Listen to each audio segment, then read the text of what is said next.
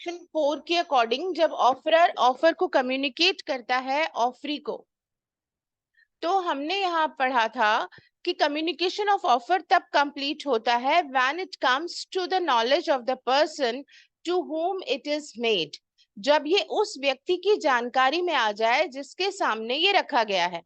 तो ये व्यक्ति जिसकी जानकारी में आना चाहिए, जिसके सामने ऑफर मेक किया गया है, वो कौन है? Offeree, to whom the proposal has been made. तो ऑफरी की नॉलेज में जिस दिन आ जाएगा, हमने ये पढ़ा कि जब इस व्यक्ति की नॉलेज में आ जाए, इससे मतलब नहीं है कि ये उसके घर के एड्रेस या ऑफिस के एड्रेस पे पहुंच गया है ना, मतलब ये है कि उसकी नॉलेज में आना चाहिए। सो ये जो टाइम है कि when offeree comes to know about the contents of the proposal, then we can say communication of offer has been completed. Communication तब कंप्लीट हुआ माना जाएगा जब ये उस व्यक्ति की नॉलेज में आ जाए, यानी ऑफरी की नॉलेज में आ जाए। ये हमने पढ़ा था regarding communication of offer. Communication of acceptance, ये हमने डिफरेंट रूल देखा था। इसमें हमने देखा बाय पोस्टल कम्युनिकेशन अपन पढ़ रहे थे, और हमने दोनों पार्टीज यानी कि ऑफरर को और ऑफरी जो कि एक्सेप्टर बन जाएगा, उनका डिफरेंट टाइम पे बाइंडिंग रिलेशन देखा, है ना। तो हमने ये देखा कि जब ये अब दो पार्टीज हो गए, ऑफरर एंड एक्सेप्टर, अगर कि ऑफरी ने क्या कर लिया, ऑफर को एक्सेप्ट कर लिया है, तो ये ऑफरी ना कहला के कौन कहलाएगा? एक्सेप्टर कहलाएगा। तो हमने पढ़ा अगर ये पोस्टल कम्युनिकेशन है, जिस दिन और जिस टाइम पे एक्सेप्टर ने acceptance letter put in the course of transmission किया है, acceptance letter has been put in the course of transmission so as to this is out of the power of acceptor, है ना। इस तरीके से उसको पारेषण के अनुक्रम में भेजा है कि उसकी शक्ति के बाहर हो जाए, उसे वापस लेना। यहाँ पर कौन बाउंड हो जाता है? Offeror. when we are using this word out of the power of acceptor, इसको हमें समझना है ये क्या है। जैसे सपोज आई एम एक्सेप्टर, मैंने क्या किया, एक्सेप्टेंस लेटर रेडी किया और मैंने अपने सर्वेंट को दिया, अपने एजेंट को दिया। मैंने उनको कहा कि आपको इसको पोस्ट बॉक्स में डालना है। मैं अपने ऑफिस में बैठी हूँ, मैंने लेटर तैयार कर दिया और मैंने अपने एजेंट या सर्वेंट को दे दिया है, ऑफिस स्टाफ को दे दिया है। अब ऑफिस स्टाफ तो मैंने आज दे दिया, ये 9 अगस्त को, मैंने तो शाम को 4 बजे उनको दे दिया, भाई आप ये डालते जाइएगा पोस्ट बॉक्स में। लेकिन ये भूल गए, जो सर्वेंट या ऑफिस स्टाफ थे जिनको मैंने ये काम हैंडओवर किया था मेरे बिहाफ पे, put in the course of transmission का, ये भूल जाते हैं। और अगले दिन मॉर्निंग में सुबह 10 बजे जब ये ऑफिस आ रहे हैं, तो उन्होंने उस समय पर 10 तारीख को 10 बजे ये लेटर स्टाफ ने क्या किया, पोस्ट बॉक्स में डाला। Put in the course of transmission किस समय कंप्लीट हुआ? जिस समय इसको डिस्पैच किया गया। ये out of the power of acceptor नहीं माना गया, क्योंकि this is with in the reach of staff. अगर मेरा कोई लेटर या मेरी कोई भी चीज मेरे एजेंट के पास है, तो इसका मतलब किसके पास है? वो मेरे पास है, मेरे सर्वेंट के पास है, मतलब मेरे पास है। This is within my reach, I can take back. मुझे पता चला कि वो लेटर किसके पास है, वो मेरे सर्वेंट या एजेंट के पास है, तो मैंने उसको कह दिया कि आप अपने पास ही रखो, अभी डिस्पैच मत करना। तो इसको क्या माना जाएगा? This is within my reach, मेरी पहुंच में है। लेकिन आउट ऑफ द रीच का मतलब ये जब डिस्पैच हो जाएगा उस मोमेंट हम कहेंगे now this is beyond the control of the accepted to take back. So अगर आपके सर्वेंट या एजेंट के पास भी है, डिस्पैच नहीं हुआ, that is not beyond the control of the acceptor. Acceptor जो है उसने put in the course of transmission इस तरह किया। अब इन शब्दों का मतलब भी हमें समझ आ रहा है, what is the meaning of out of the power of acceptor. इस मोमेंट पे कौन बाउंड होता है? Offeror is bound. Suppose this is 10th August morning 10 AM, इस समय कौन बाउंड हो गया? Offeror. Although he is not aware about it कि मेरा ऑफर एक्सेप्ट हो गया, डिस्पैच हो गया 10 तारीख को, उसे नॉलेज नहीं है। We are not using the word knowledge at here, we are using the words he has been dispatched the acceptance letter. At this time offerer is bound, he don't have any knowledge, we have to prove, accepter को prove करना पड़ेगा कि ये this is the receipt, ये letter dispatch हुआ है इस तारीख को. So at the same moment you are bound with this contract. What is the meaning of you are bound with this contract? Means now you cannot revoke your offer. आप binding relation में arise हो गए हो, बंद गए हो, अब आप अपने ऑफर को वापस नहीं ले पाओगे क्योंकि एक्सेप्टर ने एक्सेप्टेंस लेटर डिस्पैच कर दिया. अब ये एक्सेप्टेंस लेटर जाके पहुंचता है 14 अगस्त को शाम को 4 बजे ऑफरर के एड्रेस पर. और इस समय पर कौन बाउंड हो जाता है? इस समय नॉलेज हो गया ऑफरर को कि यस उसने पढ़ लिया है, उसको नॉलेज हो गया ऑफरर को कि मेरा ऑफर एक्सेप्ट हो गया है, एक्सेप्टर ने एक्सेप्ट कर लिया है. 10 तारीख का भेजा हुआ लेटर 14 तारीख को ऑफरर को नॉलेज में आया. At this time, acceptor is bound by this acceptance. Means acceptor, if acceptor want to revoke his acceptance, is there any way? Yes.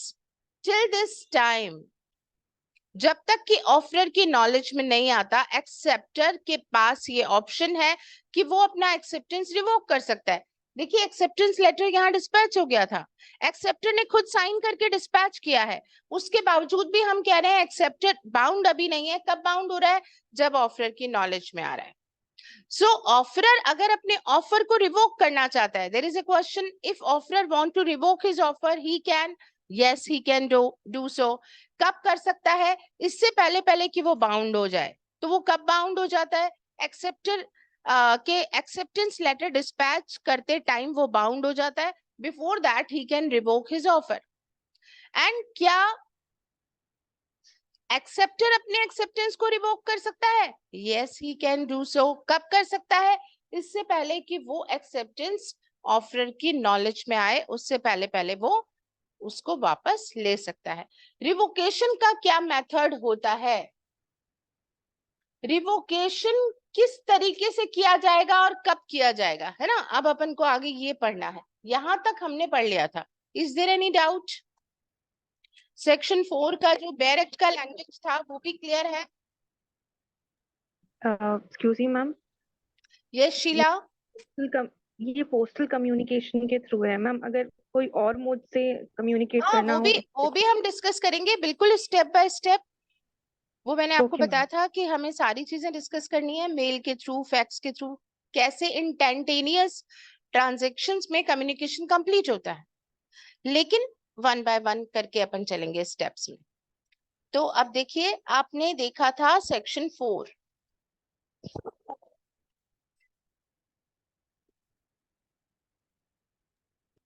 अब मैम एक बार वो नेट प्रॉब्लम हो रही थी, एक बार आप लास्ट वाला पॉइंट वापस से डिस्कस कर लेंगे? कहाँ से मिस हुआ है आपका? मैम जो लास्ट में आपने एरो बनाया क्रॉस करके ऑफर एंड एक्सेप्टेंस डेट डाल के, वो वाला. हमने ये देखा था कि यहाँ पर ऑफरर कब बाउंड होता है. तो हमने जाना कि ऑफरर उस टाइम पे बाउंड होगा जब एक्सेप्टर अपना एक्सेप्टेंस लेटर डिस्पैच करता है. उस moment offeror is bound. Although उसे नॉलेज नहीं है, अभी वो अवेयर ही नहीं है क्योंकि ये लेटर तो अभी डिस्पैच हुआ है, इसके पास पहुंचेगा. लेकिन ऑफरर उस सेम मोमेंट बाउंड हो गया जिस मोमेंट एक्सेप्टर ने एक्सेप्टेंस लेटर डिस्पैच किया. और एक्सेप्टर कब बाउंड होगा? जब इस एक्सेप्टेंस लेटर का डिलीवरी पहुंच गया है ऑफरर के पास और ऑफरर ने उसे पढ़ भी लिया है, उसकी नॉलेज में भी आ गया है. देन हम कहेंगे कि एक्सेप्टर इज बाउंड. उससे पहले पहले रिवोक कर सकते हैं, यानी ऑफर और एक्सेप्टेंस दोनों रिवोक किए जा सकते हैं. रिया, आपका कोई क्वेरी है? आपने अभी ज्वाइन किया है? Yes ma'am. मैम क्वेरी नहीं है अभी तक. ओके ओके, चलिए. तो अब हम रिवोकेशन की बात करेंगे. अगला पैरा जो हमें जानना है, अभी तक हमें पता चला यस रिवोकेशन पॉसिबल है ना? किस समय पे पॉसिबल है ये हमने देख लिया. अब ये कह रहा है the communication of revocation is complete. अभी तक तो हमने देखा communication of offer, communication of acceptance. अब हम देख रहे हैं कम्युनिकेशन ऑफ रिवोकेशन कब कंप्लीट होता है.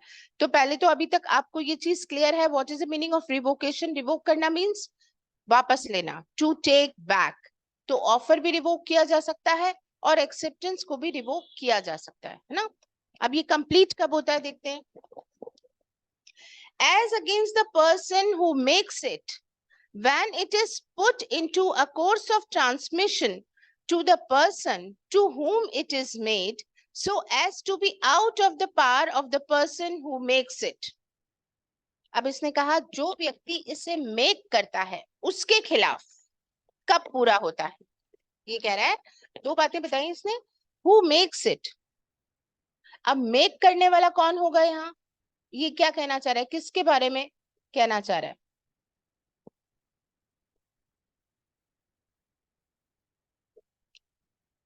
ये मेकर जो है वो कौन है, ऑफरर है या एक्सेप्टर है, किसके बारे में कह रहा है ये हु मेक्स इट।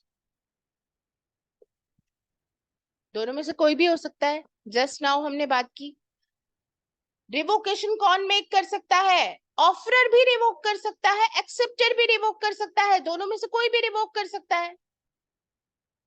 इसीलिए इसने कहा कि जो रिवोकेशन मेक कर रहा है मतलब जो रिवोक कर रहा है। अब ये कौन है मेक करने वाला, या तो ऑफरर भी हो सकता है, ऑफरर अपना ऑफर में रिवोक करेगा, या एक्सेप्टर अपना एक्सेप्टेंस रिवोक करेगा।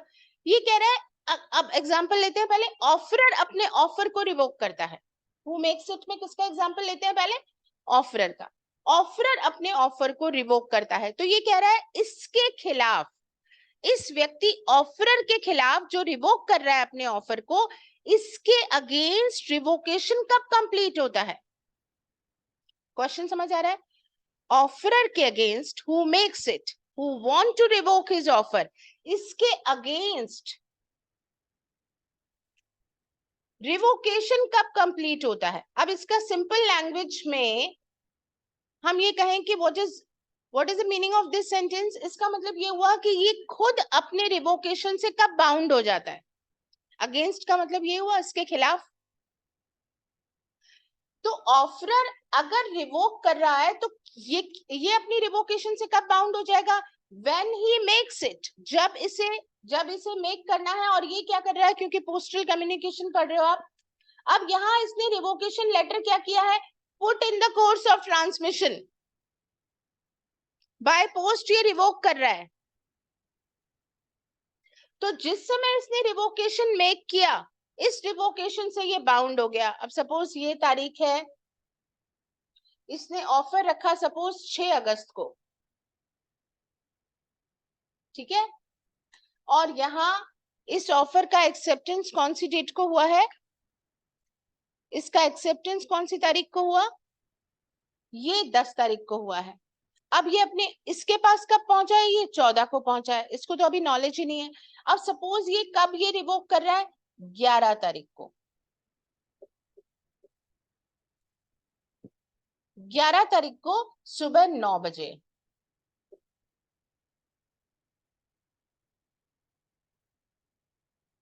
अब यहाँ तो ये बाउंड हो चुका, 10 तारीख को ही सुबह 10 बजे बाउंड हो चुका है। एक्सेप्टर प्रूफ कर देगा कि साहब आप एक्सेप्टेंस लेटर हमने डिस्पैच कर दिया। अब इसमें इस इलस्ट्रेशन में किसकी चलेगी, कॉन्ट्रैक्ट हो गया कि नहीं हो गया, यस कॉन्ट्रैक्ट का फॉर्मेशन हो गया। यहाँ तो इसको पता चला 14 तारीख को कि मेरा ऑफर एक्सेप्ट हो गया। यहाँ इसने क्योंकि 11 को डिस्पैच किया, इसे पता ही नहीं, नॉलेज ही नहीं है, और इसने रिवोक किया, लेकिन ये बाउंड हो चुका है कब, 10 तारीख को ही बाउंड हो चुका है।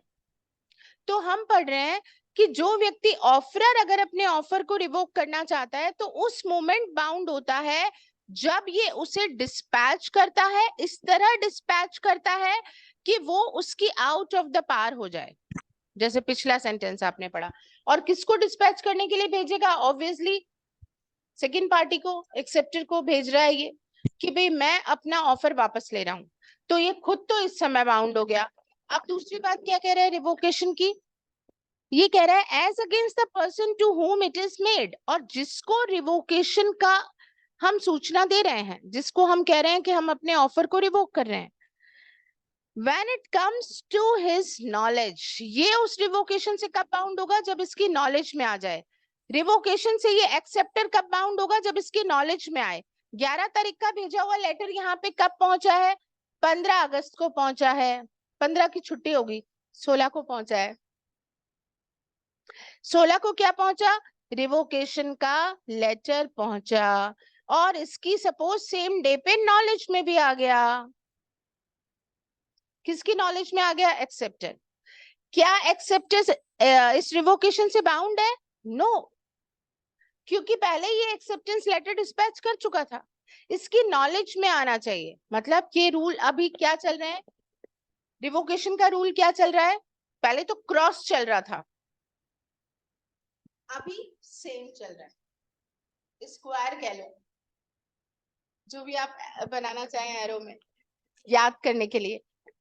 अपन ने कम्युनिकेशन ऑफ ऑफर या एक्सेप्टेंस का पढ़ा तो क्रॉस आया था। यहाँ सेम पार्टी, जो पार्टी रिवोकेशन कर रही है वो उस रिवोकेशन से बाउंड हो जाती है उस समय जब उसने उस रिवोकेशन के लेटर को डिस्पैच किया, और जिस पार्टी को उसने इंफॉर्मेशन भेजा है वो पार्टी तब बाउंड होती है रिवोकेशन से जब रिवोकेशन उसकी नॉलेज में आ जाए। ऑब्वियस सी बात है, जब तक रिवोकेशन नॉलेज में नहीं आए तो वो तो यही समझेगा कि अभी ऑफर अलाइव है। रिवोक करने का मतलब क्या हुआ? ऑफर की डेथ हो गई, ऑफर लैप्स हो गया। अब मान लीजिए इसने 10 तारीख को यहाँ पर एक्सेप्टर अपना एक्सेप्टेंस लेटर डिस्पैच कर रहा है, इसको नॉलेज ही नहीं है यहाँ पे रिवोकेशन का, तो ये एक्सेप्टेंस लेटर डिस्पैच करेगा ही ना। अगर इसे पहले नॉलेज हो गई होती, 9 तारीख को नॉलेज हो गई होती इसको रिवोकेशन की, फिर ये एक्सेप्टेंस कर सकता है क्या? फिर तो नहीं कर सकता। लेकिन इसे नॉलेज ही नहीं है, मतलब एक लेमैन का कंसेप्ट भी है यहाँ पर कि उसे नॉलेज नहीं है, और फिर यहाँ पर वो क्या कर रहा है? डिस्पैच कर रहा है। तो यहाँ पर लेमैन वाला कंसेप्ट काम कर रहा है, लेकिन इससे पिछले वाले में ये काम नहीं किया था। पिछले वाले में तो लीगल वाला काम किया था, क्योंकि लेमैन तो यही सोचेगा मेरी नॉलेज में ही नहीं आया है तो मैं कैसे बाउंड मानूं। बात समझ में आई क्या? पढ़ लीजिए इस लैंग्वेज को, 2 मिनट लगाइए, कहीं भी कोई डाउट हो तो आप पूछिए। सेक्शन 4 हमने पढ़ा है अभी।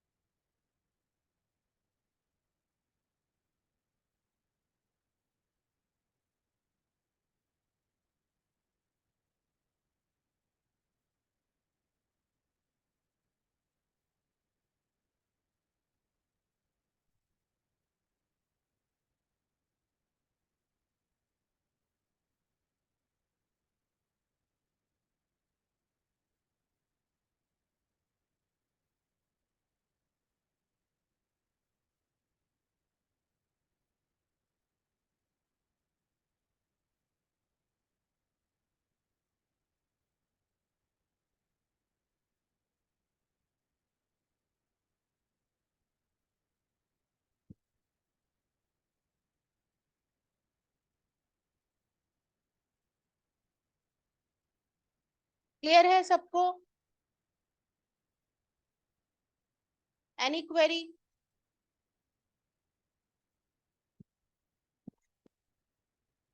नो? कुछ पूछना चाहते हैं या चलूं आगे?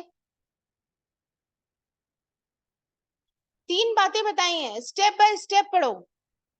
सेक्शन 4 के अंदर 3 बातें बता रखी हैं, communication of offer, communication of acceptance and revocation of offer and acceptance. Got it?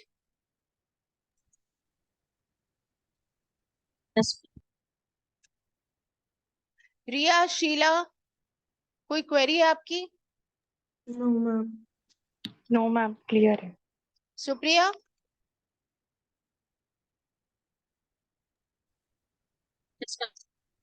चलिए अब देखिए सेक्शन 5 की लैंग्वेज, ये क्या कह रहा है।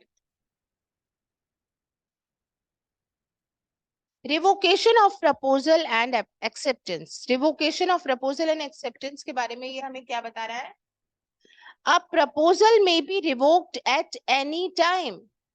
प्रपोजल को किसी भी समय रिवोक किया जा सकता है before the communication of its acceptance is complete as against the proposal but not afterwards.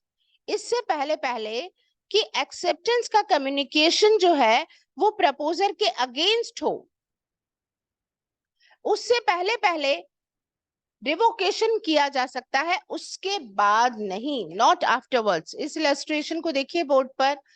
Offeror want to revoke his offer, क्या वो ऐसा कर सकता है? हमने क्या पढ़ा? एक्सेप्टर ने जब एक्सेप्टेंस लेटर डिस्पैच किया उस वक्त ऑफरर बाउंड हो जाता है। तो हमने क्या पढ़ा? अभी इसको लीगल लैंग्वेज में क्या पढ़ रहे हो? इससे पहले कि acceptance letter is put in the course of communication and as against the offerer, offerer के अगेंस्ट कब हो रहा है वो? डिस्पैच के टाइम पे। उसके पहले पहले, before that, he can revoke his offer, not afterwards. उसके बाद वो उसे रिवोक नहीं कर पाएगा। सेक्शन 5 आपको बताता है टाइम ऑफ रिवोकेशन। सेक्शन 4 आपको बता रहा था हाउ, मेथड ऑफ रिवोकेशन। मतलब सेक्शन 4 बताएगा हाउ और सेक्शन 5 बताएगा व्हेन। इन सवालों के जवाब, how revocation section 4, when revocation time की बात section 5। This was the question last time Riya का। चलिए अब आगे देखिए। An acceptance may be revoked at any time. Acceptance कभी भी रिवोक किया जा सकता है before the communication of the acceptance is complete. इससे पहले कि communication of acceptance complete हो as against the acceptor. Acceptor के against communication of acceptance complete होता है, उसके पहले पहले ये क्या कर सकता है? acceptance को रिवोक कर सकता है but not afterwards. हमने पढ़ा as against the acceptor communication of acceptance कब complete होता है? When it comes to the knowledge of the offerer.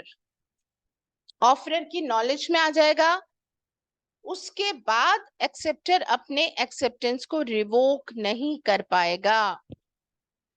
Section 4 और 5 में हमें ये पता चला ऑफर और एक्सेप्टेंस का कम्युनिकेशन और उनका रिवोकेशन कब होता है और कैसे होता है।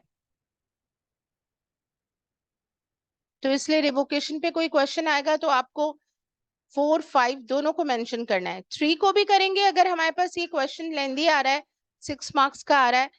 अभी हम 3 को भी देखेंगे, पहले आप इनको समझ लीजिए। 4 और 5 क्लियर हैं? कोई भी डाउट? ज्योति आपने अभी ज्वाइन किया है, आपका कोई क्वेरी है?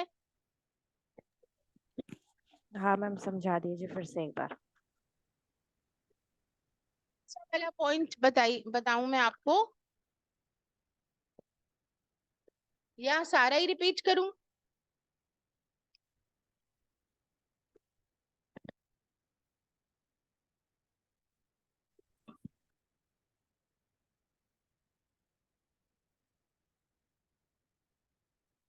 सारा ही रिपीट करती हूँ शॉर्ट में। सेक्शन 4 में हमने जाना कम्युनिकेशन ऑफ ऑफर के बारे में। कम्युनिकेशन ऑफ ऑफर कब कंप्लीट होता है? तो हमने ये जाना when it comes to the knowledge of the person to whom it is made. जब ऑफर नॉलेज में आ जाता है, किस व्यक्ति के? जिसको ऑफर मेक किया गया है, यानी कि ऑफरी। ऑफरी की नॉलेज में आ जाना इंपॉर्टेंट है। Without the knowledge of the offer communication, acceptance का कम्युनिकेशन होना या एक्सेप्टेंस करना वैलिड नहीं माना जाएगा।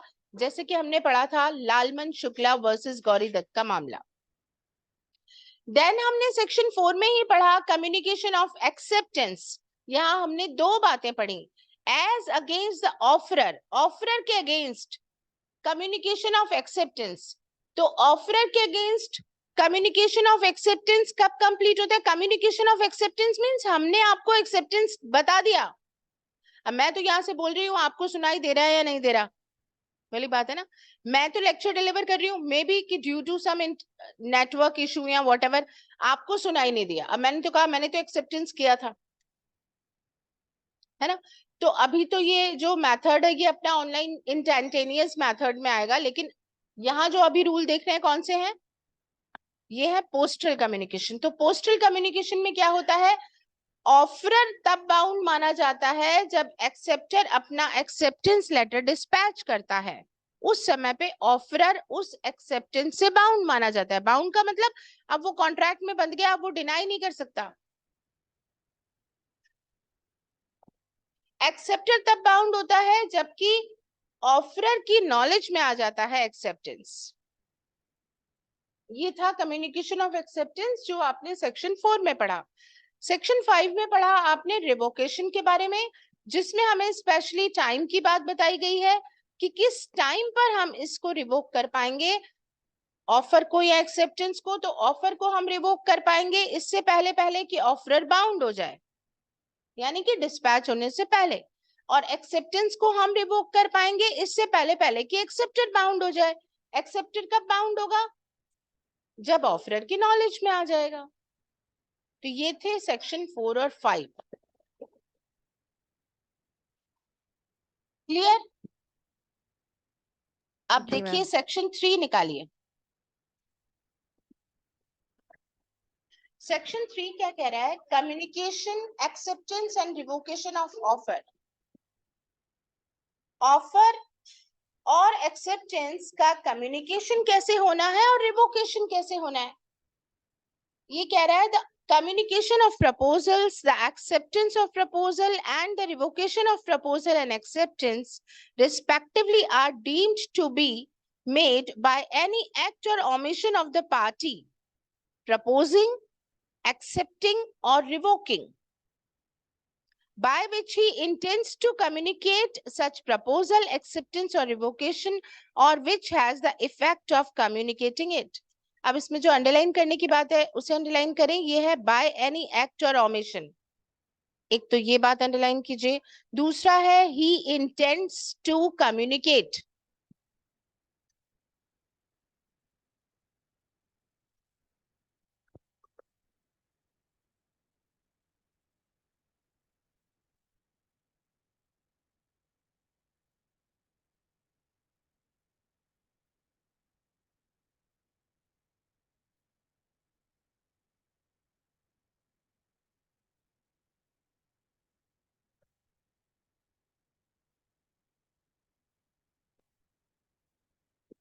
सेक्शन 3 आपको बता रहा है दो चीजों के बारे में, एक तो बता रहा है प्रपोजल के बारे में और दूसरा बता रहा है एक्सेप्टेंस के बारे में।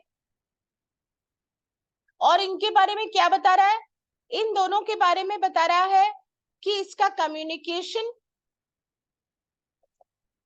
और एक और चीज क्या, इसका रिवोकेशन। दोनों बातें बता रहा है।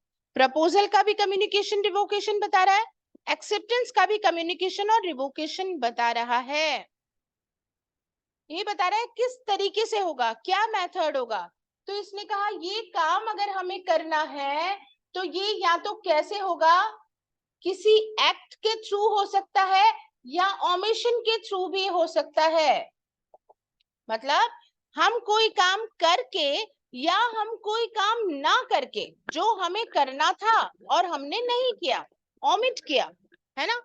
टू डू और नॉट टू डू, इसे प्रपोजल की डेफिनेशन में भी आप पढ़ चुके हैं। टू डू समथिंग और नॉट टू डू समथिंग, हम कोई काम, कोई एक्ट करके या हम कोई एक्ट ना करके हम क्या कर सकते हैं,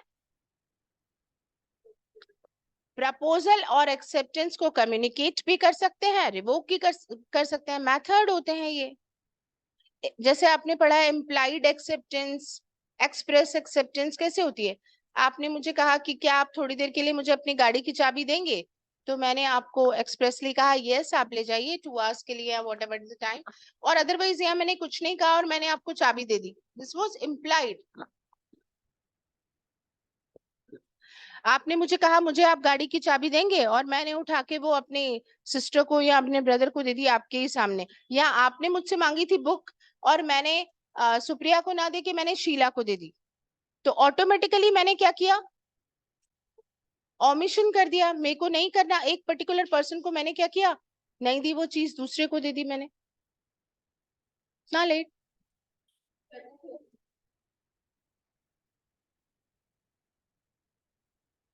तो हम क्या करते हैं, बाय एक्ट या बाय ओमिशन, कुछ काम करके या कुछ काम जो हमें करना चाहिए था वो हम ना करके हम प्रपोजल रखते हैं या एक्सेप्टेंस करते हैं। प्लस इसमें हमारा क्या होना चाहिए, इंटेंशन, आशय। जो भी हम एक्ट कर रहे हो या ओमिशन कर रहे हो उसमें हमारा इंटेंशन क्या होना चाहिए, टू मेक एन ऑफर और to revoke an offer to make an acceptance और टू रिवोक एन एक्सेप्टेंस। ये हमारा इंटेंशन होना चाहिए। इस इंटेंशन के साथ हमने वो पर्टिकुलर एक्ट किया है या ओमिट किया है। Got it? तो सेक्शन 3 सिंपली एक मेथड बताता है आपको जनरल।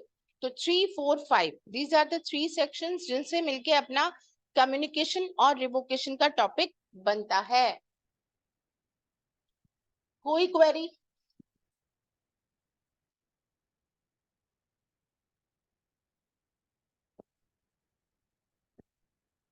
और डेफिनेशन क्लॉज हमने सारा पढ़ लिया था या हम, क्योंकि हमारा पढ़ने का मेथड इस बार टॉपिक वाइज था ना, तो कोई चीज ऐसी तो नहीं है जो मिस हो गई हो? डेफिनेशन क्लॉज में देखिए आप, कोई भी ऐसी चीज है जो आप पूछना चाहते हो?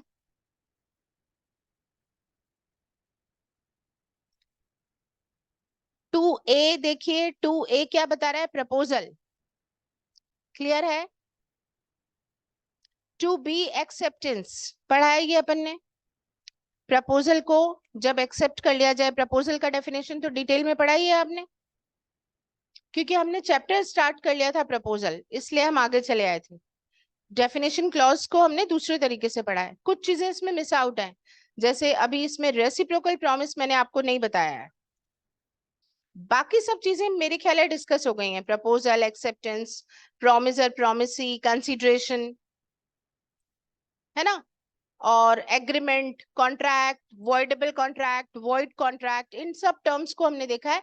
हमने एक टर्म नहीं देखी है, that is reciprocal promise.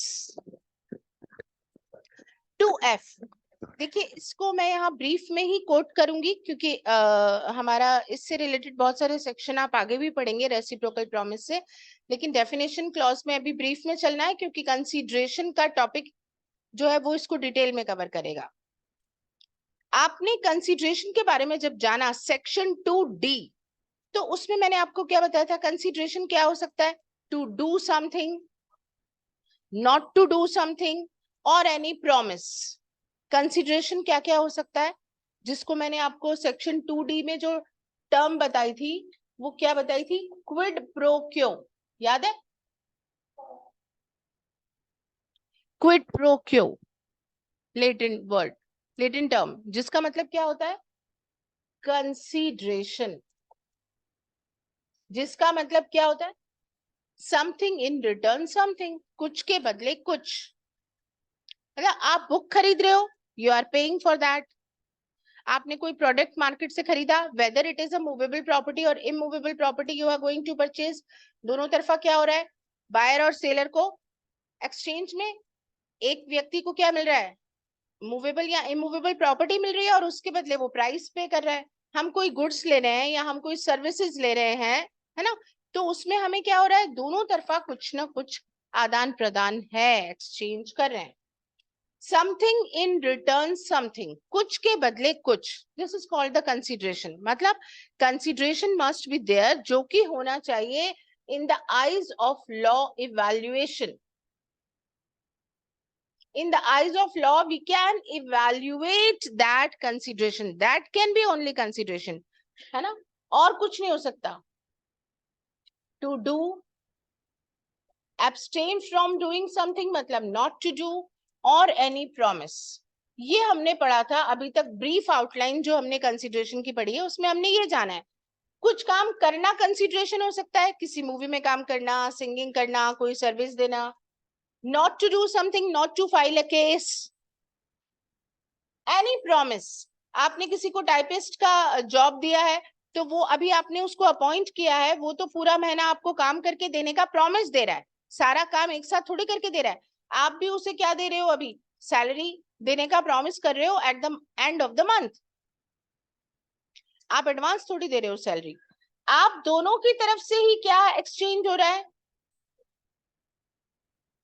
Employ आपको कह रहा है कि वो आपको काम करके देगा महीने भर, और वो आपको प्रॉमिस दे रहा है, और आप भी उसे प्रॉमिस में क्या दे रहे हो? यस, हम आपको सैलरी देंगे। दोनों तरफा एक्सचेंज में जब क्या होता है? प्रॉमिस होता है। एक पार्टी प्रॉमिस दे रही है, उसके बदले उसको भी प्रॉमिस मिल रहा है। Exchange of promises from each other is called reciprocal promises. Reciprocal, इस हाथ दे उस हाथ ले, क्या ले और दे, promise. This is called reciprocal promise. 2F। आ रही है बात समझ में? उसमें उसमें तो क्या हो रहा है, अपन पे कर रहे हो ना, एक सेम मोमेंट पे आप पे कर रहे हो, आप उसको प्रीमियम एक पार्टी पे कर रही है, दोनों की तरफ से प्रॉमिस नहीं हो रहा ना, एक की तरफ से प्रॉमिस हो रहा है। जहां दोनों तरफा प्रोमिसेस ही दिए और लिए जाते हैं उन्हें रेसिप्रोकल प्रॉमिस, या हिंदी में इसको व्यतिकारी वचन भी कहते हैं। टफ है हिंदी। अभी तो आई थिंक हिंदी वाले हैं क्या कोई क्लास में? ज्योति, आपका मीडियम क्या है बेटा? मैम इंग्लिश है। भूल जाती हूँ मैं बार बार। हिंदी मीडियम वाली आती है अमिता, वो आज नहीं है क्लास में।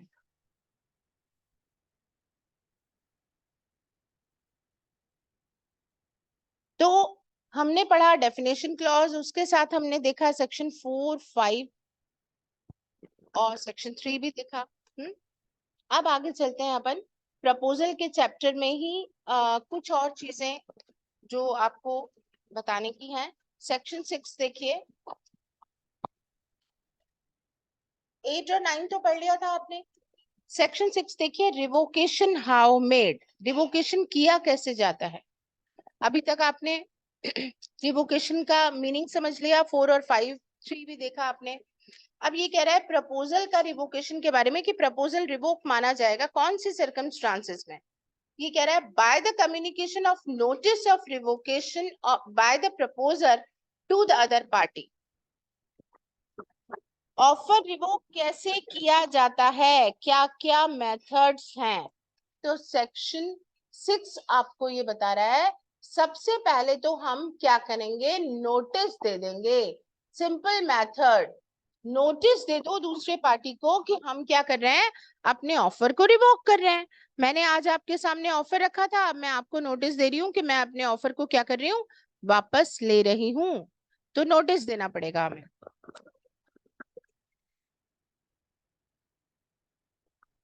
Number 2, by the lapse of the time prescribed in such proposal for its acceptance, or if no time is so prescribed, by the lapse of a reasonable time without communication of the acceptance. देखिए अब ये क्या कह रहा है, जहां पर time mention हो, सेकंड नंबर है by lapse of time, time lapse हो गया, टाइम समाप्त हो गया। ऑफर के अंदर क्या लिखा था, 5 जनवरी तक आपको एक्सेप्टेंस देना है, आपको 15 दिनों में एक्सेप्टेंस देना है। अब उन्होंने हमें ऑफर में वो टाइम प्रेस्क्राइब करके दे दिया है, उस टाइम लिमिट के अंदर हमें क्या करना है, उस ऑफर को एक्सेप्ट करना है, नॉट आफ्टरवर्ड्स। अब यहाँ पे 5 जनवरी तक एक्सेप्टेंस नहीं दी हमने, अब आ गई है साहब 7 जनवरी, हम कह रहे हैं हमें वो ऑफर मंजूर है, चलेगा क्या? नो, ऑफर लैप्स हो चुका, ऑफर की डेथ हो चुकी, क्योंकि ये टाइम पीरियड निकल गया। आपको 15 दिन का टाइम दिया था या आपको पर्टिकुलर डेट मेंशन थी उस ऑफर में, तो आपको अपना एक्सेप्टेंस उस टाइम पर ही देना है, नॉट आफ्टरवर्ड्स, क्योंकि उसके बाद ऑफर लैप्स हो जाएगा, यानी ऑफर की डेथ हो जाएगी। जहां कोई टाइम मेंशन ही ना हो, जैसे सपोज ये लिखा ही नहीं है ना, तो 5 जनवरी लिखा है ना 15 दिन लिखा है, देन क्या होगा, depends upon the facts and circumstances of the case. Particular case में डिपेंड करेगा, जैसे कोई इडेबल थिंग का कॉन्ट्रैक्ट है, सपोज आइसक्रीम्स का कॉन्ट्रैक्ट हो रहा है, एक होलसेल डीलर जो है वो रिटेलर के सामने ऑफर रखता है कि भाई ये पर्टिकुलर नए जो प्रोडक्ट्स हैं ये अभी बने हैं आइसक्रीम्स के, ये फ्लेवर्स हैं, ये आइसक्रीम्स आप चाहें तो ऑर्डर कर सकते हैं। ये ऑफर दिया होलसेलर ने रिटेलर को, रिटेलर ने कुछ नहीं कहा, अभी उसको कोई जवाब नहीं दिया, टाइम पीरियड मेंशन नहीं था उस ऑफर में। अब टाइम निकल गया, 2 महीने 3 महीने, गर्मी के बाद सर्दियों का टाइम आ गया है, और अब जो है वो एक्सेप्टर कह रहा है कि ठीक है वो आपने जो फ्लेवर्स कहे थे वो आप मुझे भेज दीजिए। अब यहाँ पे ऑफरर कहता है कि भाई अब कहाँ से, अब हम बना ही नहीं रहे, वो सीजन ही चेंज हो गया है, इस एक्सेप्टेंस का वैल्यू है क्या? तो यहाँ पे एक्सेप्टर कहता है आपने तो कोई टाइम पीरियड मेंशन ही नहीं किया था। जहां कोई टाइम पीरियड मेंशन नहीं किया जाता वहां facts and circumstances of the case decide करते हैं कि what should be the reasonable time to give acceptance. Depend, ये एडेबल थिंग थी, hardly 2-3 days, 1 week, 15 days max to max यहाँ पे एक्सेप्टेंस देना था, नॉट आफ्टरवर्ड्स। कोई कॉन्ट्रैक्ट इमूवेबल प्रॉपर्टी का है, एक प्रपोजल इमूवेबल प्रॉपर्टी को खरीदने या बेचने का दिया गया है, तो यहाँ पे max to max time period 2 to 3 months माना जा सकता है, because in case immovable property के लिए हमें कंसेंट अगर देना है तो इट्स नॉट अ डिसीजन कि अपन तुरंत अपन कोई चीज, अपन कोई प्रोडक्ट, कोई बुक खरीद रहे हैं या कोई शॉपिंग अपने लिए कपड़ों की या जूतों की कर रहे हैं तो हमने तुरंत डिसीजन ले लिया। हम प्रॉपर्टी, इमूवेबल प्रॉपर्टी खरीद रहे हैं, it will take time to think and discuss and regarding all the things we have to discuss regarding that property. So we can say that 2 to 3 months is a reasonable time to give acceptance when there is no time has been mentioned. And suppose we are going to deal in shares. So shares के rates तो क्या हो रहे हैं, minute में ही change हो रहे हैं, 1 मिनट में तो पता नहीं कहां से कहां गाड़ी चली गई।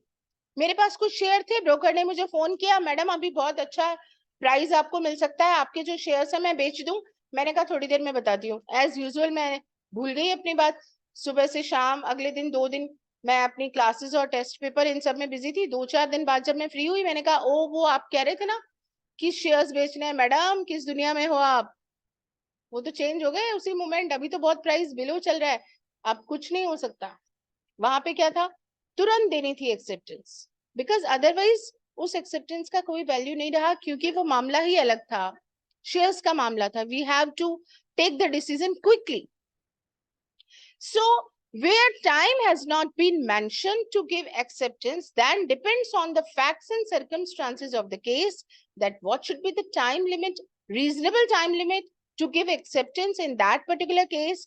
And when the time, reasonable time has been lapsed, then you cannot give acceptance because offer lapse ho chuka.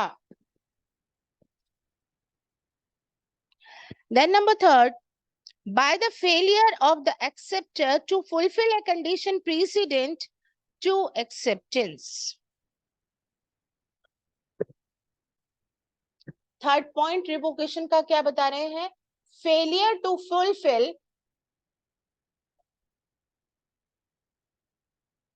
Condition precedent.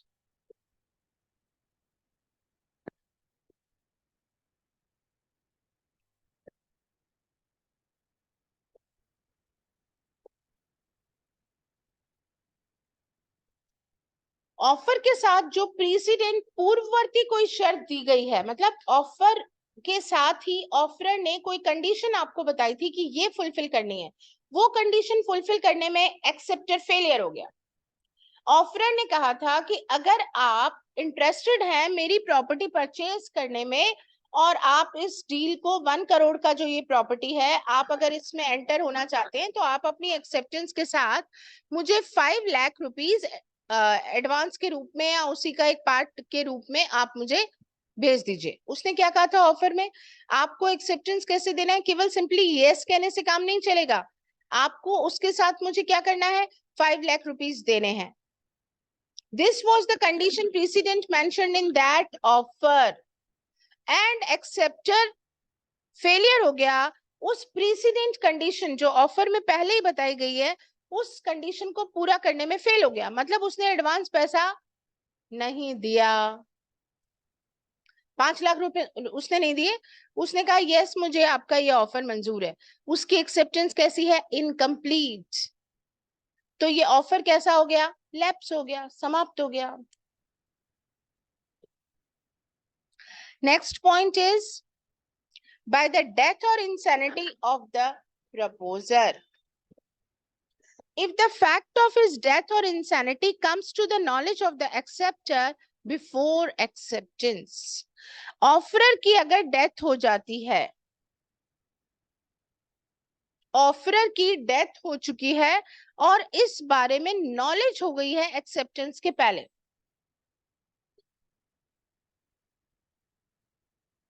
Offeror की डेथ या इंसैनिटी, मतलब अनसाउंडनेस ऑफ माइंड, इसका नॉलेज एक्सेप्टर को है या नहीं, इस पे डिपेंड करेगा। हमने पढ़ा एक्सेप्टर तो अपना acceptance letter put in the course of transmission करेगा। अब यहाँ पे 10 अगस्त को इसने क्या किया, एक्सेप्टेंस लेटर डिस्पैच किया है। इसे पता ही नहीं है कि यहाँ पे 9 तारीख को एक दिन पहले ही हार्ट अटैक आ गया और ऑफरर इज नो मोर। इसके बारे में एक्सेप्टर को पता ही नहीं है और इसने एक्सेप्टेंस लेटर डिस्पैच कर दिया। नॉलेज नहीं है और एक्सेप्टेंस लेटर डिस्पैच हो गया। दिस एक्सेप्टेंस लेटर इज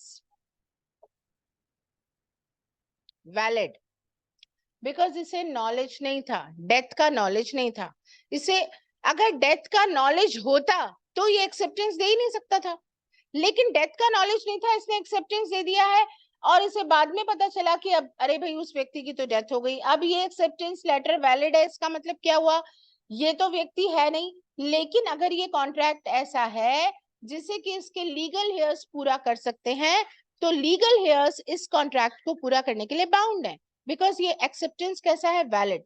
आपने क्या पढ़ा है, जैसे ही acceptance letter put in the course of transmission होता है, who is bound, offerer is bound. जब ये डिस्पैच किया गया उस समय एक्सेप्टर को नॉलेज था क्या, नहीं था नॉलेज डेथ या इंसैनिटी का, तो एक्सेप्टेंस कैसा हुआ, वैलिड हुआ। इस वैलिड एक्सेप्टेंस से ऑफरर बाउंड होगा क्या, वो तो ऊपर है, अब किसको बाउंड करें, जो नीचे है। अगर कि वो बाउंड हो सकते हैं तो अगर ये कॉन्ट्रैक्ट पर्सनल एबिलिटी और स्किल का होता तो फिर तो एलास बाउंड ही नहीं होते, लेकिन ये पर्सनल एबिलिटी और स्किल का नहीं था, कोई प्रॉपर्टी खरीदना बेचना, गुड्स खरीदना बेचना, कोई सर्विसेज, इन सब का था, देन ऑफरर के लीगल हेयर्स बाउंड होंगे क्योंकि वो वैलिड एक्सेप्टेंस है। लेकिन एक्सेप्टर को अगर एक्सेप्टेंस लेटर डिस्पैच करने से पहले पहले ये पता लग गया होता कि ऑफरर की डेथ हो चुकी है, तो यहाँ पर क्या होता, वो ऑफर लैप्स हो जाता, फिर उसका एक्सेप्टेंस देने का कोई मतलब नहीं है। आ रही है बात समझ में? ये 4th पॉइंट, बाय डेथ और इंसैनिटी ऑफ ऑफरर। अब ये सेक्शन 6 देख लो, रिवोकेशन के आपको मेथड्स बता रहा है, revocation how made, section 4, section 5, section 6, तीनों चीजें कवर कर रहे हैं।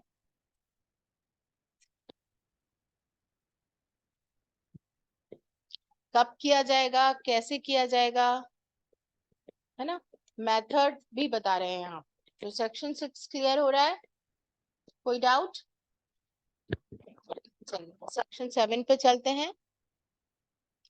सेक्शन 7 कहता है acceptance must be absolute. Acceptance कैसी होनी चाहिए, ये एब्सोल्यूट होनी चाहिए। ऑल्दो एक्सेप्टेंस का चैप्टर अभी डिटेल में भी पढ़ेंगे अपन, उसको स्टार्ट करना है, लेकिन क्योंकि इन सब सेक्शंस के बीच में अकेला फिर ये 7 रह जाएगा, बाकी हम स्विच ओवर कर जाएंगे अगले चैप्टर पे, इसलिए अपन इसको समझ लेते हैं ये क्या कह रहा है। एक्सेप्टेंस कैसा होना चाहिए, ये थोड़ी बहुत चीजें तो अभी हमने सेक्शन 6 में भी पढ़ी। जैसे आपने सेक्शन 6 में क्या देखा, आपने देखा कि कंडीशन प्रीसीडेंट अगर फुलफिल नहीं हुई है देन ऑफर लैप्स हो जाता है। ऑफर के साथ कोई कंडीशन बताई गई है तो उसे पूरा करना पड़ेगा, अदरवाइज वो एक्सेप्टेंस ही इनकम्प्लीट है। जैसे मैंने आपको क्या बताया, ए ने बी को कहा था कि अगर आपको मेरा ऑफर मंजूर है तो 5 लाख रुपए आप अपनी कंसेंट के साथ भेज देना, और मैंने आपको क्या बताया, अगर बी ने केवल यस कह दिया, ये 5 लाख नहीं भेजा, तो हमने क्या कहा, ये प्रायर कंडीशन थी, प्रीसिडेंट कंडीशन थी जिसे पूरा नहीं किया गया, इसीलिए ये एक्सेप्टेंस जो यस बोला गया है, ये एक्सेप्टेंस कैसा है, इनकम्प्लीट।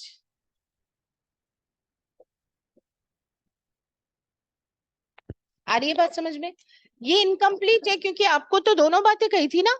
आपको अगर ये ऑफर मंजूर है तो 5 लाख आप दे दीजिए, आपने 5 लाख नहीं दिए, केवल यस कहा, तो मतलब आपका एक्सेप्टेंस पूरा ही नहीं है, अधूरा है, इनकम्प्लीट है।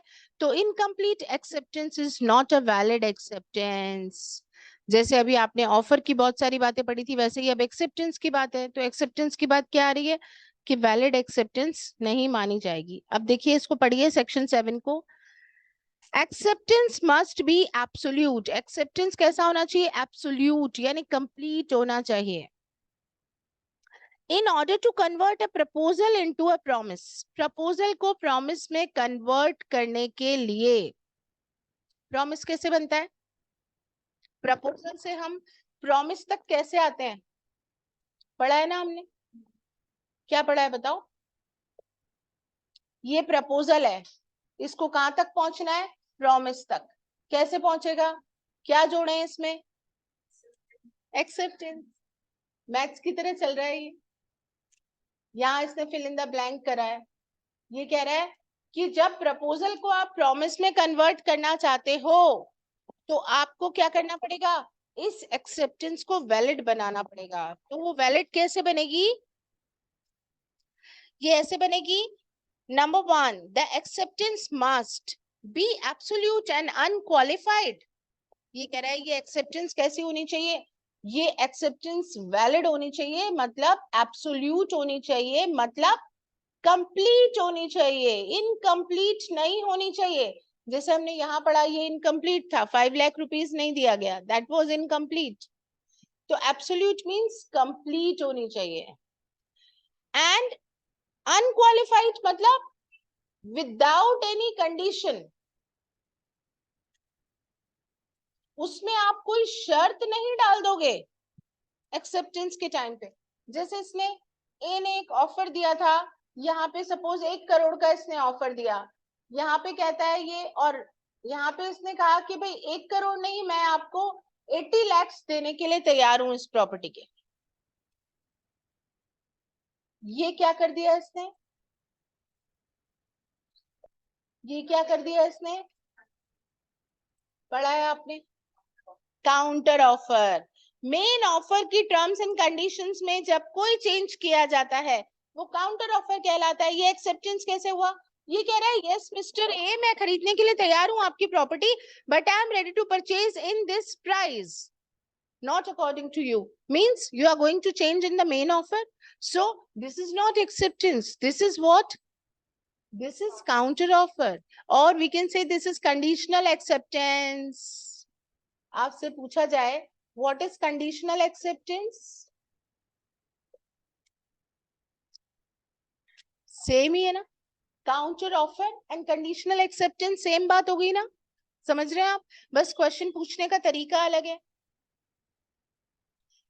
या फिर ये कहता है मैं 1 करोड़ ही देने को तैयार हूं, कोई दिक्कत नहीं है मुझे, आप 1 करोड़ कह रहे हो, मैं भी 1 करोड़ में ही डील करने के लिए तैयार हूं, लेकिन ये पैसा जो है मैं आपको 10 इंस्टॉलमेंट में दूंगा, 3 किश्तों में दूंगा। अब इसने तो मांगा था एक साथ, अब ये क्या कह रहा है? मैं आपको 3 इंस्टॉलमेंट में दूंगा, या 10 में दूंगा, या 4 में दूंगा, 5 में दूंगा, व्हाटएवर। या मैं आपको 50% अमाउंट तो पेमेंट कर देता हूँ, रिमेनिंग का 50% का जो हुआ, मेरे पास एक शॉप है वो आप ले लीजिए।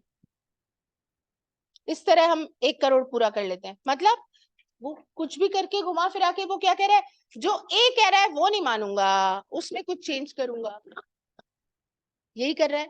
वो कुछ भी चेंज करे, प्राइस चाहे सेम था, 1 करोड़ था, यहाँ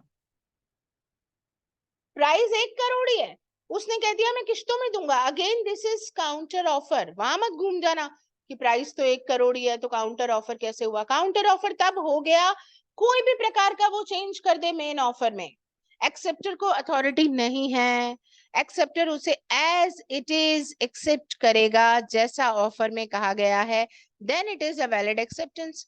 And if he want to make any kind of change, then this is not a valid acceptance, this is called a counter offer or conditional acceptance, and it is not valid.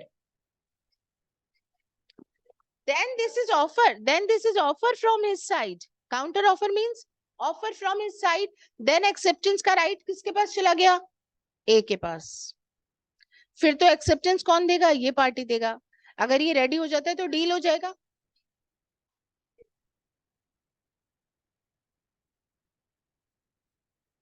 मैं कह रही हूँ ना, जो भी change करे, इसने तो कहा मुझे तो आप पेमेंट कर दीजिए, वीक में कर दीजिए, कोई दिक्कत नहीं है। उसने कहा हाँ ठीक है मैं कर दूंगा, देन इट इज वैलिड। उसने कोई चेंज किया ही नहीं। ये कह रहा है मुझे तो आज पेमेंट चाहिए, और उस आज में ही कोई ना कोई परिवर्तन कर रहा है, मतलब चेंज नहीं कर रहा है, तब हमें कोई दिक्कत ही नहीं है।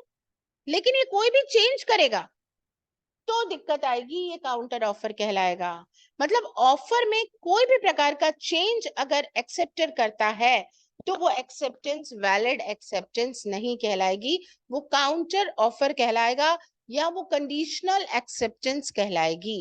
And this is not valid acceptance. देखिए अब पढ़ लीजिए इसको। ये कह रहा है in order to convert a proposal into a promise the acceptance must be absolute, means complete होनी चाहिए acceptance, and unqualified means without any condition. फिर क्या कह रहा है? Be expressed in some usual and reasonable manner. ये कह रहा है एक्सेप्टेंस को कम्युनिकेट भी तो करो भाई। कम्युनिकेट कैसे करो, एक्सप्रेस कैसे करो? Usual and reasonable manner. What is the usual and reasonable manner? मतलब जैसे ऑफर भेजा वैसे ही एक्सेप्टेंस भेज दो। Unless the proposal prescribes the manner in which it is to be accepted. अगर ऑफर में ही कोई विशेष मेथड हमें बता रखा है तो उस मेथड को यूज करो, अदरवाइज आप किसी भी मेथड से एक्सेप्टेंस दे सकते हो।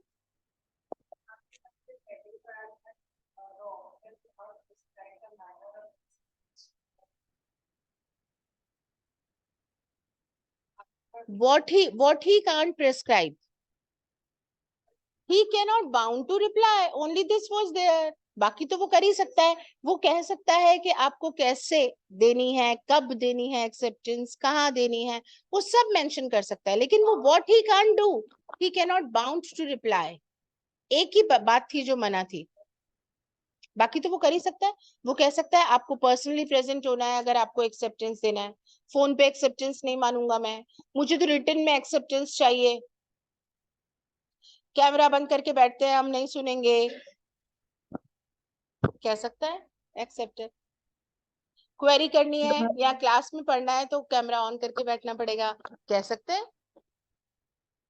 वैलिड है। बात समझ में आ रही? कर सकता है ऑफर, सब कुछ कर सकता है। उसे बोल सकता है नहीं साहब मैं सारा पैसा कैश लूंगा, सारा पैसा बैंक में लूंगा, आधा ऐसे नहीं ऐसे लूंगा, पर्सनली प्रेजेंट होना है, रिटन में चाहिए, कह सकता है सब। क्या नहीं कर सकता, वो एक बात बताई थी मैंने आपको, रिप्लाई करने के लिए बाउंड नहीं कर सकता। फेल्ट हाउस वर्सेस बेंटले, है ना।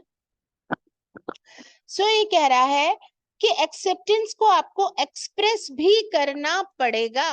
अगर ऑफर में ही मेथड बता दिया, सपोज ऑफरर ने कहा एक्सेप्टर को कि आपको अगर ये प्रपोजल एक्सेप्ट करना है तो बाय पोस्टल ही करना है आपको, मेथड बता दिया, तो क्या करना पड़ेगा? उसे उसी मेथड का यूज करना पड़ेगा। और अगर कोई मेथड नहीं बताया तो एक्सेप्टेंस कैसे होगा? किसी भी यूजुअल और रीजनेबल तरीके से। ऑफर में उसने कुछ नहीं बताया कि आप एक्सेप्ट कैसे करो, तो हम एक्सेप्ट कैसे करेंगे? या तो हम फोन पे कर लेंगे, एजेंट को भेज देंगे, खुद चले जाएंगे, रिटर्न भेज देंगे, हम फ्रीडम में, क्योंकि हमें ऑफर में बताया ही नहीं गया कि एक्सेप्टेंस का तरीका क्या हो।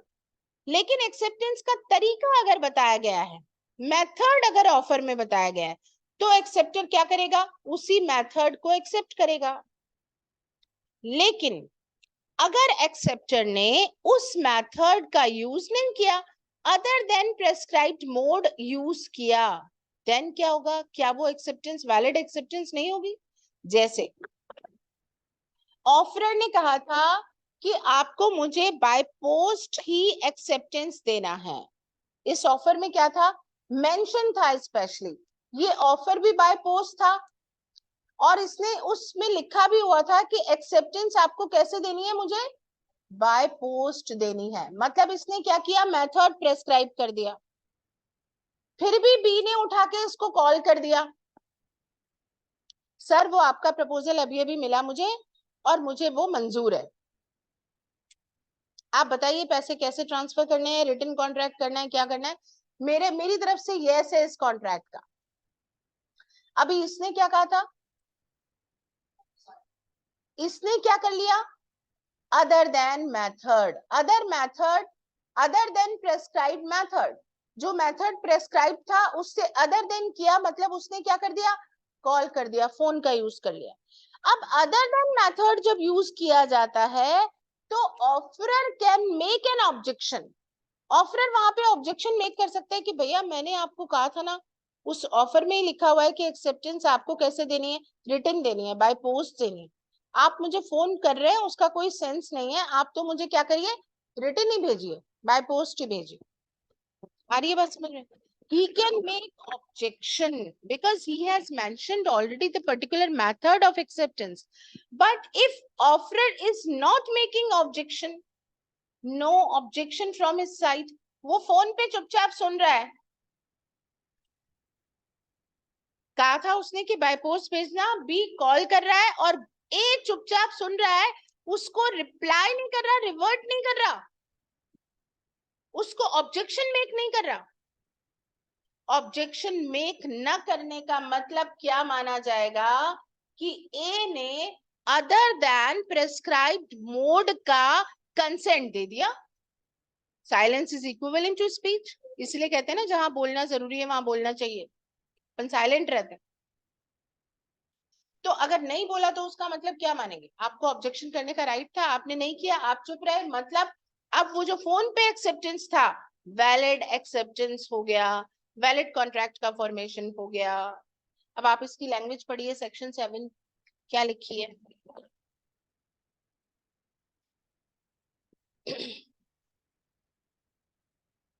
The acceptance must be expressed in some usual and reasonable manner. Acceptance कैसा होना चाहिए, यूजुअल और रीजनेबल मैनर में दिया जाना चाहिए, अनलेस, जब तक कि the proposal prescribes the manner in which it is to be accepted. Proposal में जब तक कि मेथड नहीं बताया जा रहा कि किस तरीके से एक्सेप्टेंस हो, तो फिर एक्सेप्टेंस कैसा होना चाहिए, यूजुअल और रीजनेबल मेथड में हो सकता है।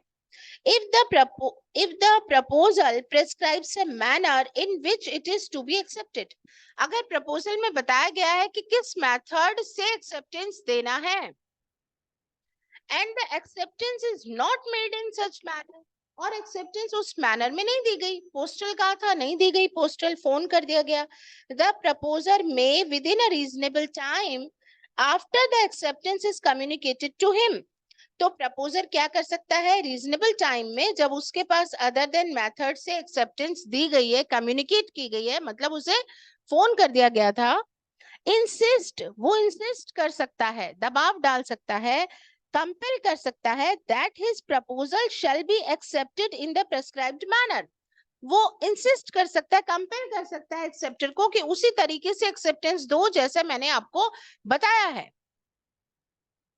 एंड नॉट अदरवाइज, मुझे दूसरे किसी तरीके से एक्सेप्टेंस नहीं चाहिए। But if he fails to do so he accepts the acceptance, लेकिन वो इंसिस्ट करने में फेलियर हो जाता है, इट मींस उसने अन्य विधि से बताई गई तरीके को स्वीकार कर लिया, मतलब वो साइलेंट रहा इस फोन पर, ऑब्जेक्शन मेक नहीं किया, तो माना जाएगा इसने एक्सेप्ट कर लिया अदर देन प्रेस्क्राइब्ड मोड को। बताइए लैंग्वेज क्लियर या कोई इशू, कोई doubt? No ma'am.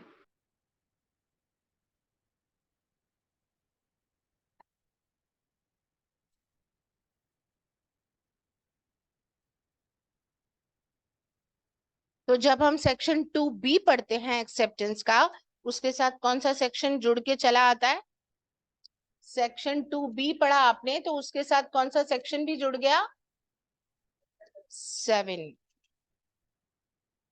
Section 2D पढ़ते हैं आप तो उसके साथ कौन जुड़ जाता है,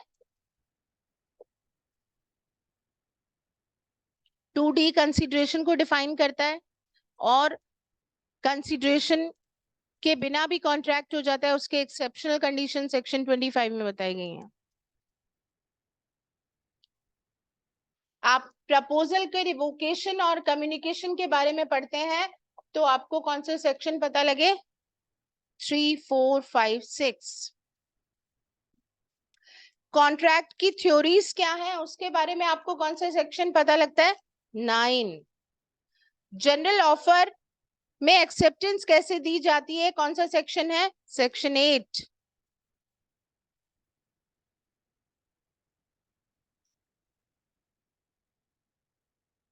एक्सेप्टेंस के मेथड क्या क्या हो सकते हैं वो भी कहाँ बताए गए हैं?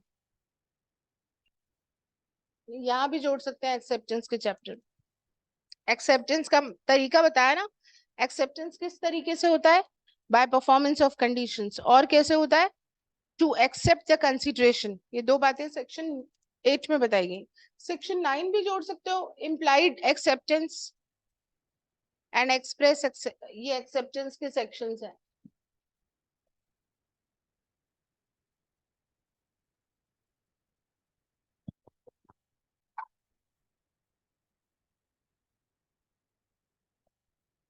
तो हम जरा अब थोड़ा बैक लेकर के इस एक्ट की शक्ल देखें जहां से ये शुरू हुआ। कॉन्ट्रैक्ट एक्ट स्टार्ट किया आपने, जिसके ब्रैकेट में लिखा हुआ है एक्ट नंबर 9 ऑफ 1872। मतलब 1872 ये 9th नंबर का एक्ट था। इससे पहले 8 और अधिनियम थे जो आपके पढ़ने के लिए तैयार कर दिए गए थे और आपके सिलेबस में उसमें से कुछ जुड़ भी गए, और ये आपका 9th नंबर का एक्ट था।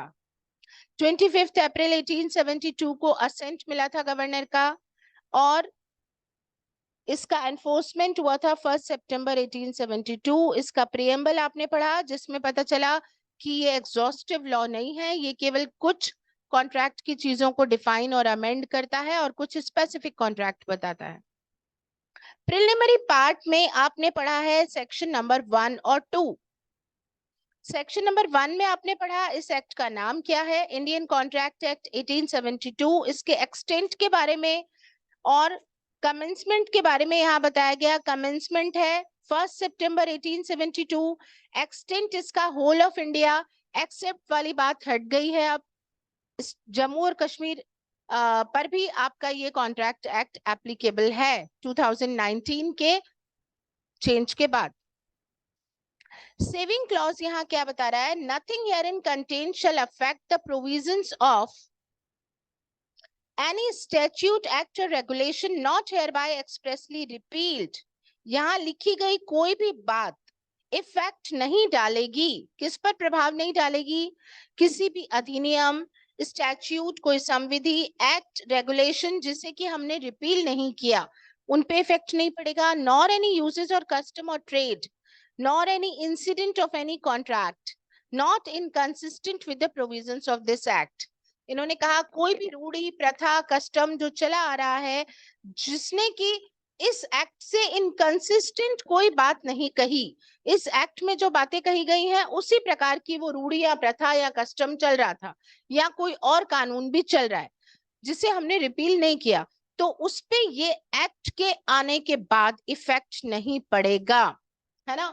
तो सेविंग क्लॉज आपका जो है ये भी बहुत इंपॉर्टेंट है। ये सेव करता है, बचाता है, कस्टम्स को बचाता है, यूसेस को बचाता है, और लॉज जो भी एक्ट्स, स्टैट्यूट्स या रेगुलेशंस के रूप में हैं जिन्हें कि हमने रिपील नहीं किया इस एक्ट के आने के बाद, जो चल रहे हैं, इनफोर्स हैं और इस कॉन्ट्रैक्ट एक्ट से विरोधी बात नहीं करते, इनकंसिस्टेंट बात नहीं करते, उनको एज इट इज सेव रखा जाएगा। मींस 1872 का कॉन्ट्रैक्ट एक्ट इन पे इफेक्ट नहीं डालेगा। वो कस्टम चली आ रही है, हमने उसको खत्म नहीं किया, पर्टिकुलर कोई लॉ चला आ रहा है उसको हमने रिपील नहीं किया इस एक्ट के आने के बाद, और वो कॉन्ट्रैक्ट से डील विद कर रहा था तो उसे चलने दिया जाएगा, उसे समाप्त नहीं किया जाएगा। डेफिनेशन क्लॉज आप पढ़ ही चुके हैं, तो प्रिलिमिनरी पार्ट जो है वो डेफिनेशन क्लॉज को कवर कर रहा है और एक्सटेंट और कमेंसमेंट टाइटल को बता रहा है, सेविंग क्लॉज को भी बता रहा है। चैप्टर नंबर 1 आपका सेक्शन 3 to 9 कवर करता है। Chapter number 1। इसका हेडिंग क्या पढ़ा है? Of the communication, acceptance and revocation of proposal. मतलब सिंपल भाषा में हम कहें तो प्रपोजल और एक्सेप्टेंस, इन दोनों बातों का कम्युनिकेशन भी और रिवोकेशन भी है ना। किस किस के बारे में बात करेगा चैप्टर नंबर 1? चैप्टर नंबर 1 बात करेगा प्रपोजल के बारे में, चैप्टर नंबर 1 बात करेगा एक्सेप्टेंस के बारे में, और इनके बारे में क्या क्या चीजें बताएगा? कम्युनिकेशन के बारे में बताएगा, रिवोकेशन के बारे में बताएगा, इन दोनों की ही। प्रपोजल का कम्युनिकेशन एंड रिवोकेशन, एक्सेप्टेंस का communication and revocation, that is deal with किया गया है चैप्टर नंबर 1, जो कहां से कहां तक है? 3 to 9। सेक्शन 3 में क्या बताया गया है? इसमें बताया गया है बाय एक्ट और ओमिशन, कैसे करें कम्युनिकेट और रिवोक, एक्ट से या ओमिशन से, या काम करके या काम ना करके। And intention must be there, उसमें क्या होना चाहिए? इंटेंशन भी होना चाहिए। किस बात का इंटेंशन होना चाहिए? कम्युनिकेशन का या रिवोकेशन का। सेक्शन 3 में आपने पढ़ा। सेक्शन 4 में आपने पढ़ा रूल्स, प्रपोजल कैसे कम्युनिकेट होता है, कब पूरा माना जाता है, एक्सेप्टेंस में कब बाउंड होगा, कौन बाउंड होगा, रिवोकेशन के बारे में भी आपने पढ़ा। सेक्शन 5 भी आपने पढ़ा, रिवोकेशन के बारे में, कौन पार्टी बाउंड होती है, मेक करने वाला कब बाउंड होता है, जिसको हमने इन्फॉर्म किया वो कब बाउंड होता है रिवोकेशन से, ये आपने जाना। सेक्शन 6 में आपने क्या जाना? रिवोकेशन हाउ मेड, प्रपोजल को किस किस तरीके से रिवोक किया जाएगा। सेक्शन 7 में आपने जाना एक्सेप्टेंस कब कंप्लीट होता है, कैसे कंप्लीट होता है, अदर देन प्रेस्क्राइब मोड से अगर एक्सेप्टेंस देंगे तो वैलिड होगा या नहीं। सेक्शन 8 हम पहले पढ़ चुके हैं, जहां हमने पढ़ा था जनरल ऑफर में जो बताई गई हैं शर्तें, उनको पूरा करना, परफॉर्म करना ही एक्सेप्टेंस माना जाता है। और आपने ये भी पढ़ा कि एक्सेप्टेंस का ये भी तरीका होता है कि अगर कंसीडरेशन, प्रपोजल में दिए गए कंसीडरेशन को एक्सेप्ट कर लिया जाए, वो भी एक तरीका होता है एक्सेप्टेंस का। और सेक्शन 9 जो कि बताता है कि प्रपोजल या एक्सेप्टेंस का कम्युनिकेशन किस तरह हो सकता है, एक्सप्रेस या इम्प्लाइड हो सकता है। एक्सप्रेस मतलब by way of words, written और वर्बल, और इम्प्लाइड मतलब बाय वे ऑफ कंडक्ट। यहाँ कंप्लीट हुआ चैप्टर नंबर 1। आपकी कोई भी क्वेरी है तो आप पूछिए। Ma'am yes please.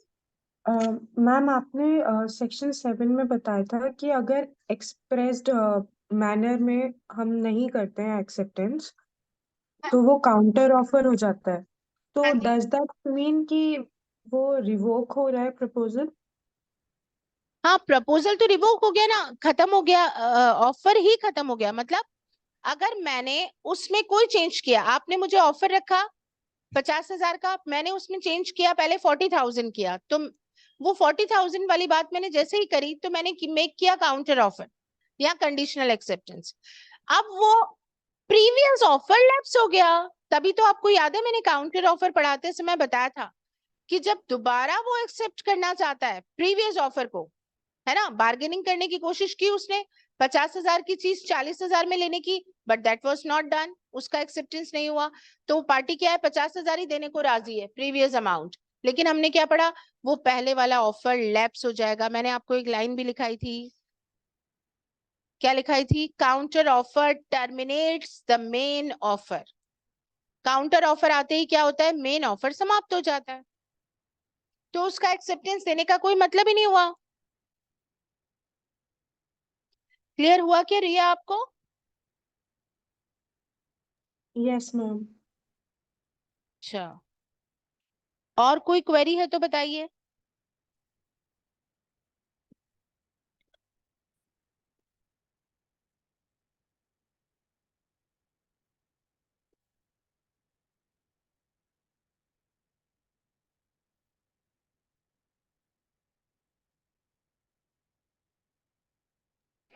Excuse me ma'am, acceptance का कम्युनिकेशन एक्सेप्टर को ही करना होता है, कोई और नहीं कर सकता उसकी प्लेस पे?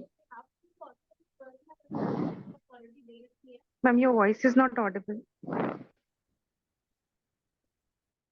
अगर एक्सेप्टर ने अपनी अथॉरिटी किसी को डाइवर्ट कर रखी है कि you can give acceptance on my behalf, that particular person has authority to give acceptance. आपने पढ़ा है specific offer, to whom offer has been made, only that particular person or group of persons can give acceptance.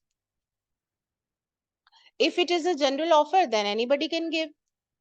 But in a specific offer, only that particular person can give acceptance, or any legal representative या agent जिसको कि उसने authority दी है, authorized किया है on my behalf, you are authorized to give acceptance, that particular person can give acceptance.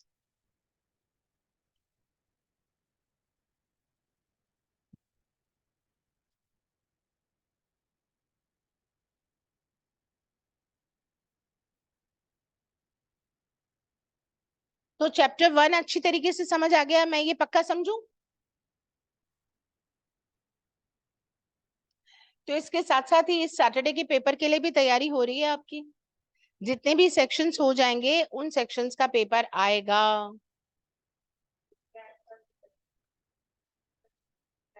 उतना रहेगा। जे act अभी सर को आई फ्लू हो गया है। अभी मैं तो तुमको बोल रही थी इसको यूज करो। कल शाम को ही लेक्चर कंप्लीट हुआ, उसके बाद उन्होंने कहा कि मुझे ऐसा लग रहा है, तो अभी आंखों में कुछ तकलीफ सी लग रही है, अभी उन्होंने लीव ले ली। अभी लेट्स सी कि भाई क्या रहता है। If it is okay, general है, कोई दिक्कत नहीं है, क्योंकि डर लगता है थोड़ी सी चीज से भी अगर हो गया तो।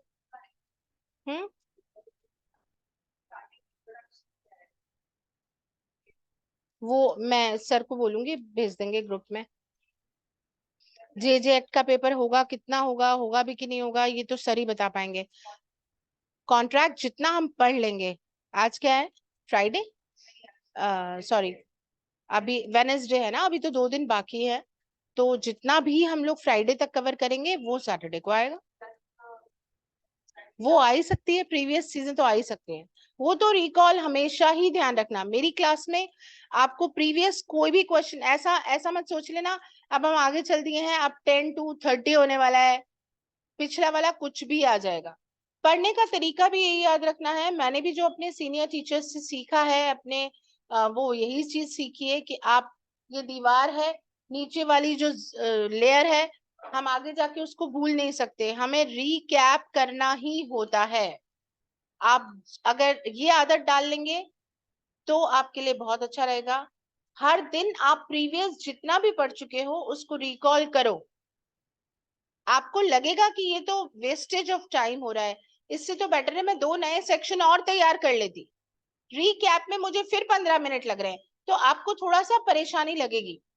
लेकिन एक मोमेंट ऐसा आएगा जब सारी चीजें यूं टिप्स पे होंगी, आपको कोई परेशानी नहीं आएगी। तो आप हर दिन एक आदत डाल लीजिए। तो आप जो एंड में कहते हैं ना सब मिक्स हो रहा है, मैशी हो रहा है, ऐसे हो रहा है, वो चीज इसलिए आती है क्योंकि हम लेयर्स को प्रॉपरली नहीं लगाते। तो वो लेयर्स प्रॉपरली लगाने का तरीका होता है कि एवरीडे प्रीवियस वाली चीजों को रिकॉल करें। और ऐसा नहीं कि अपन पढ़ रहे हैं उस समय ही बुक लेके बैठे हैं तो ही चीजें पढ़ रहे हैं। आप कोई भी और एक्टिविटी भी कर रहे हैं, अपने घर का कोई काम कर रहे हैं, अपना पर्सनल कोई काम कर रहे हैं, आप उन सेक्शंस को दिमाग में दोहरा सकते हैं, रिवीजन कर सकते हैं बहुत सारी एक्टिविटीज करते समय। तो वो चीजें आपको करनी है, तब जाके हमारी लेयर्स प्रॉपर बैठेंगी और आपको end of the day exam के टाइम पे कोई भी सेक्शन ऐसा नहीं होगा जो याद ना हो, टाइटल याद ना हो। उसके लिए हमें थोड़ा सा ये मेहनत करना पड़ेगा, रिकॉल। क्या कह रहे हैं? क्या? वो हमेशा एक साथ ही देंगे। अपन अभी से प्री और मेंस की ही प्रैक्टिस एक साथ ही करेंगे, चाहे वो छोटा पेपर। इस बार तो तुमको बहुत टाइम लग गया था, 3 घंटे। तुमको भी, रिया को भी बहुत टाइम लगा।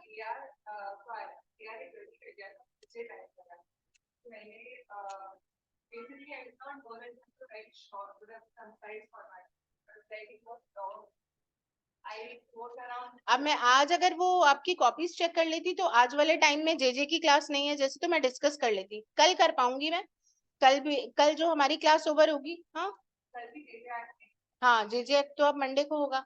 तो अब मैं आपको कल जो हमारी क्लास ओवर होगी उसके पास जिन जिन की कॉपीज हैं उनको हम लोग 4:30 या 4:45 से डिस्कस करेंगे कि क्या उसमें हमें इम्प्रूव करना चाहिए था, उनके बारे में बात करेंगे, ताकि आपको सैटरडे के पेपर के लिए भी आसानी हो जाएगी।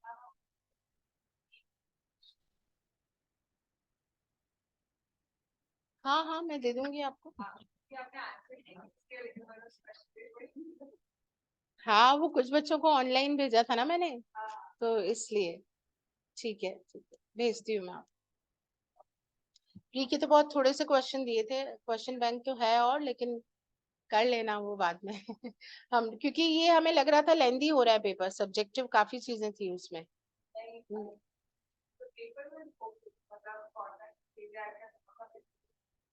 सारा नया तैयार किया था हम लोगों ने, प्री भी मेंस भी। वो 1.5 पेज इनफ था, वो मेरे को कॉपी देख के लगा। हैवी वेट की कॉपी थी वो काफी। चलिए अब अपन नेक्स्ट चैप्टर की आउटलाइंस तो ले लेते हैं, आप नोट कीजिए। एक्सेप्टेंस अगला चैप्टर है अपना, एक्सेप्टेंस। और उसमें हेडिंग लगाइए एसेंशियल एलिमेंट्स या फिर legal rules as to acceptance. Essential elements और legal rules as to acceptance. उसमें number 1, acceptance must be absolute and unqualified. Section 7. Acceptance must be absolute and unqualified. Number 2, it must be in prescribed manner. English में ही बोल रही हूँ क्योंकि मुझे कोई Hindi medium वाले बच्चे अभी नजर नहीं आ रहे। अगर कोई है क्लास में तो आप प्लीज मुझे बता दीजिएगा। Number 2, it must be in prescribed manner.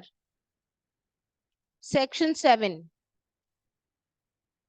Number 3, acceptance may be given by performance of conditions.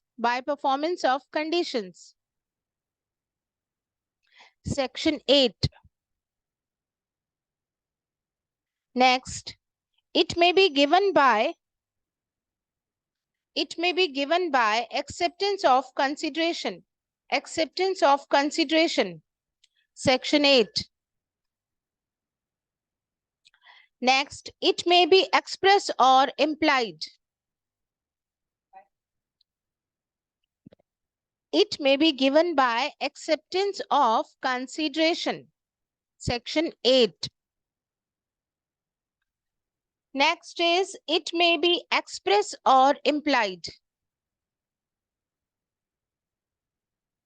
Section 9.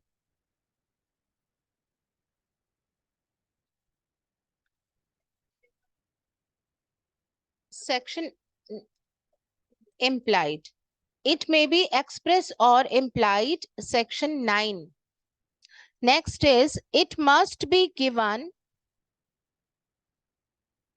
within specified or reasonable time. This is section 6. Next, it must be given while the offer is in force.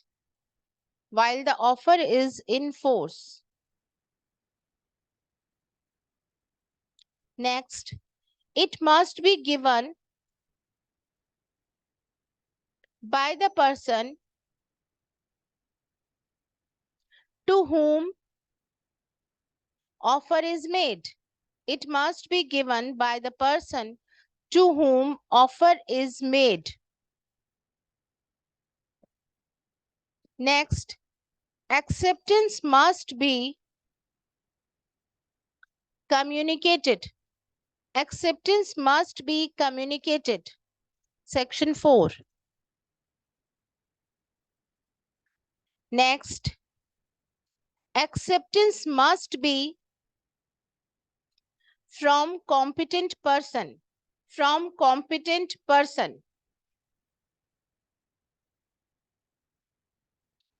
Next, acceptance must be from competent person. Next, acceptance subject to contract. Is no acceptance.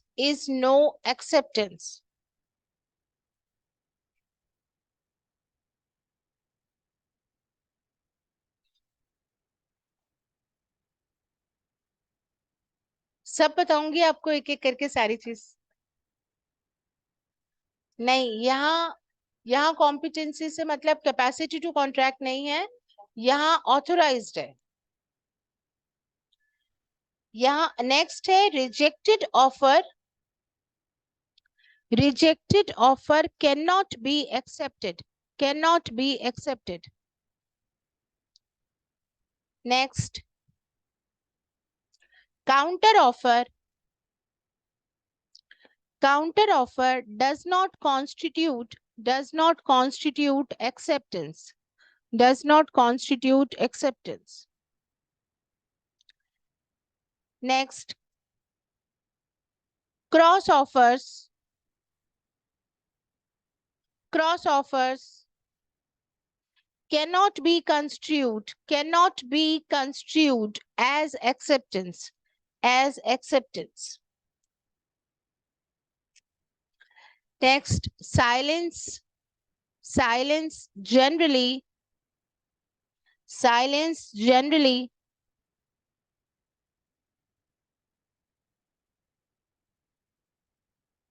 does not amount to acceptance. Does not amount to acceptance.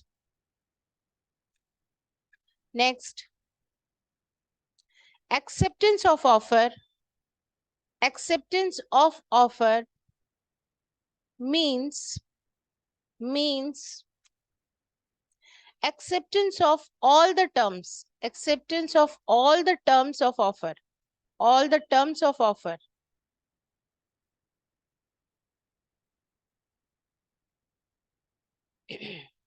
Last, grumbling acceptance. Grumbling acceptance is a valid acceptance. Grumbling, Grumbling. Grumbling acceptance is a valid acceptance.